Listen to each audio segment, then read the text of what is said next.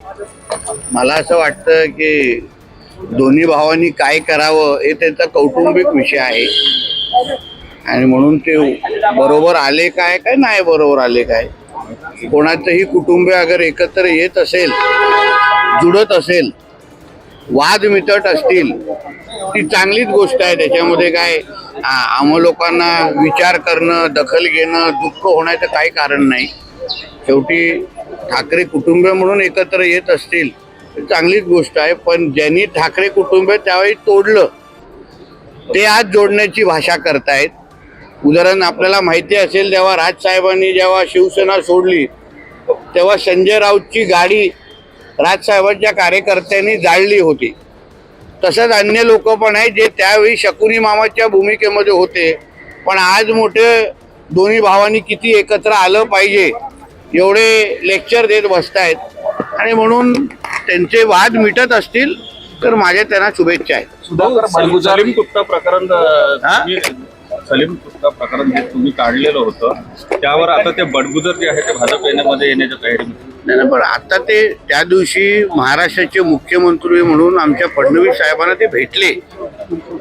अधिकृत निर्णय असा काय झालेला असं माहीत नाही, पण शेवटी ते काय निर्णय घेतील त्याच्यानंतर प्रतिक्रिया देणं योग्य आहे. पण आता हकालपट्टी झालेली आहे, आत्ताच त्याबद्दल मी थोड्या अगोदर ऐकलेलं आहे. आता बघू, जेव्हा जेव्हा तिथे काही निर्णय येतील तेव्हा आपण विचार करू. काल अल्पसंख्याक आयोगाचे अध्यक्ष पॅरे खान यांनी म्हटलेलं की तुम्ही दोन जातीत तेढ निर्माण होईल असे वक्तव्य करतात आणि समजा राज्यात काही तेढ निर्माण झाली तर तुम्हाला ते त्यांच्याकडे असलेल्या अधिकाऱ्यांना कायद्याला नोटीस देऊन चौकशीला बोलवतात. मुळामध्ये एका मोठ्या जबाबदार पदावर बसलेल्या व्यक्तीने जबाबदाऱ्यांनी भूमिका घेतलं पाहिजे असं मानणाऱ्यापैकी मी आहे. जेव्हा तुम्ही अल्पसंख्याचे जे काय महामंडळाचे अध्यक्ष असता तेव्हा खरं म्हटलं तर तुम्ही समाजाला, मुस्लिम समाजाला, अल्पसंख्याक समाजाला एकत्र कसं करू शकता, प्रबोधन कसं करू शकता, हिंदू मुसलमान कसं करू शकत नाही, ह्यावर खरं म्हटलं तर तुम्ही भूमिका मांडली पाहिजे. आत्ता जी त्यांची भूमिका आहे ही खरं म्हटलं तर इस्लामला बदनाम करणारीच आहे अशी माझी भूमिका आहे. कारण का अशात इको फ्रेंडली होळी करा, इको फ्रेंडली दिवाळी करा, फटाके मुक्त दिवाळी करा, असे असंख्य सल्ले हिंदू समाजाला दिले जातात. मग हिंदू समाज म्हणून आपल्या जे काही सणासुदी आहेत त्याचं फटाके वाजवण्याचं एक वेगळं महत्त्व आहे, रंग उडवणाऱ्या रंगपंचमीचे एक वेगळं महत्त्व आहे. त्या सगळ्याला बाजूला ठेवून इको फ्रेंडली ड्राय होळी काय, फटाके न वाजवण्याची भूमिका हिंदू समाज घेतोच ना.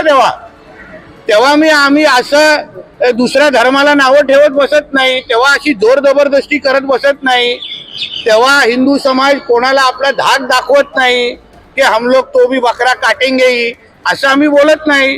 हिंदू समाज म्हणून जेव्हा जेव्हा असे कोणीही पर्यावरणाच्या निमित्ताने आवाहन करतात तेव्हा आमच्या धर्मामध्ये रंगपंचमीला, आमच्या धर्मामध्ये फटाके फोडण्याला कितीही महत्त्व असलं तरी हिंदू समाज त्याचं पालन करतो. माझं म्हणणं आहे की तोच विचार मुसलमान समाजाने करावा एवढी माझी स्पष्ट भूमिका, आमची सल्ला होता तो की जसं हिंदू समाज सगळ्यांचा ऐकतो, पर्यावरणवाद्यांचा ऐकतो, फटाके वाजवत नाही, रंगपंचमी खेळत नाही, तसंच अन्य मुस्लिम धर्माने अगर इको फ्रेंडली बकरी ईद केली तर त्याच्यामध्ये वाईट काय, उलट चांगलाच सल्ला आहे.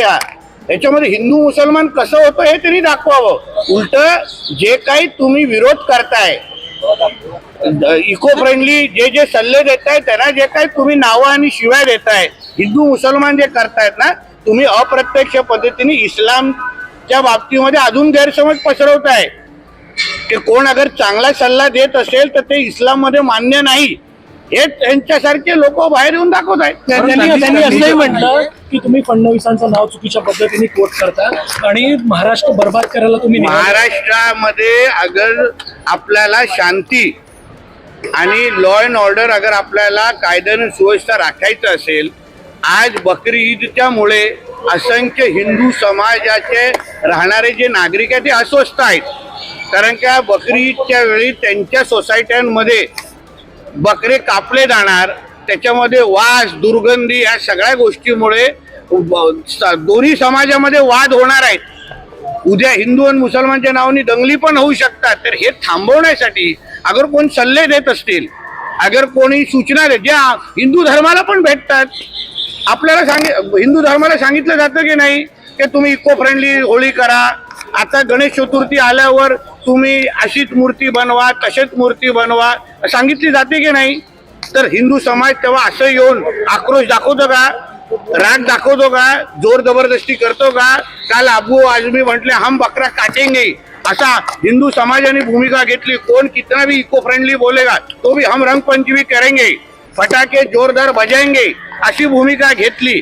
म्हणजे हिंदू धर्माची विशालता आणि महत्व ह्याच्यावरून आपल्याला कळतं. आणि इस्लाम बद्दल हे जे काही गैरसमज स्वतःच पसरवत आहेत.